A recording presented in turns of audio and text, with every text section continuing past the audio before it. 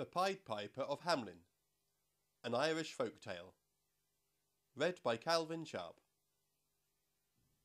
Imagine what it would be like to live in a town overrun by rats. Rats in the streets, shops and gardens. Rats in the town hall, hospital and police station. Rats in your school corridors, classroom and desk.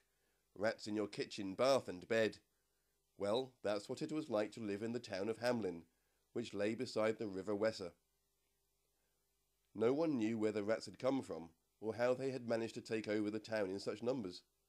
The townspeople of Hamelin were desperate to be rid of them. They couldn't eat without rats nibbling off their plates. They couldn't get dressed without uncovering rats nesting in their clothes and boots. They couldn't put their babies down to sleep without finding rats cuddled up in the cradles. They couldn't even chat to each other in comfort, for the noise of all the squeaking and scampering. So you can see why the mayor put up a poster outside the town hall saying, "There will be a reward of 1,000 guilders to anyone who can get rid of the rats." Yes, 1,000 guilders. Everyone began to imagine what they would do with such a huge fortune, but of course they could only dream. No one had the first idea how to begin claiming back their town from the rats. By the time the stranger came knocking on the door of the town hall, the mayor was panic-stricken. He would have listened to anybody who said they could help. So when the stranger announced confidently, "I can get rid of all the rats for you," the mayor didn't worry too much about the stranger's odd multicolored costume. The mayor paid no attention to the stranger's extraordinarily long fingers and the unusual pipe that hung on a cord around his neck. The mayor didn't think too much about the sad smile on the stranger's face, or the wistful gleam in his eyes. The mayor just beamed with relief. "Right now," said the stranger, and he raised his pipe to his lips. Off he went out of the town hall and into the street, playing a lilting tune that filled the air. Instantly the rats stopped scuffling, pricked up their ears and listened. For the first time in many, many months, there was silence for a moment. Then the scampering and squeaking began again, as the rats followed the Pied Piper. The townspeople of Weser couldn't believe their eyes. All through the town strolled the Pied Piper, his fingers continually moving on his pipe, and the haunting notes rippling through the air. And out of all the houses swarmed the rats. Out of every garden and gutter, out of every nook and cranny they came streaming. Down stairwells and through streets, out of passages and alleyways, over rooftops and along roads the rats came hurrying after the strange musician. And the Pied Piper didn't stop playing all the way to the wide River Weser. He didn't stop playing as he dipped one brightly coloured foot into the rushing waters, and the thousands of rats began to plunge off the bank into the river. He didn't stop playing until the very last rat had drowned. Then the church bells rang out in celebration.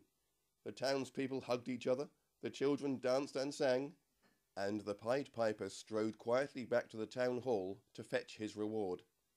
"My 1,000 guilders, if you please," said the Pied Piper calmly. The mayor just smiled, what he thought was a charming smile.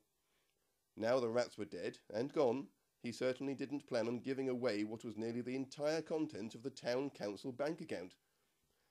Come now, my dear fellow," the mayor coaxed. 1,000 guilders is somewhat over the top for playing a pretty ditty on a tin whistle, surely you'll agree. Why don't we settle on 50 guilders, and I'll throw in a nice bronze medal, and even put up a statue of you and me together in the marketplace, eh?" The Pied Piper simply turned on his heel and walked out into the street. As he went, he once more lifted his pipe to his lips. But this time he played a different tune. Enchanting notes rippled all around, and down the roads the children came dancing, running and leaping after the Pied Piper.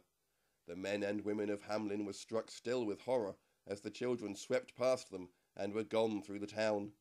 Playing his strange melody, the Pied Piper led the children past the River Weser and skipped happily along a path that led up to a steep craggy mountain. He piped a burst of airy notes, and a little door appeared in the mountain slope. The Pied Piper led the children inside. The townspeople could hear the echo of his pipe, and the children's laughter grew fainter and fainter as they went deeper and deeper into the earth. Then suddenly the little door slammed shut and disappeared. The children were gone, all except for one little boy who was lame and so hadn't been able to keep up with the others. He stood on the mountainside and sobbed, calling out for his friends, but the little door had vanished.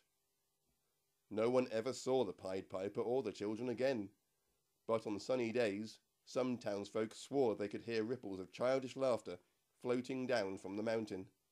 And from that day to this, there has never been a single rat in the town of Hamelin. The end.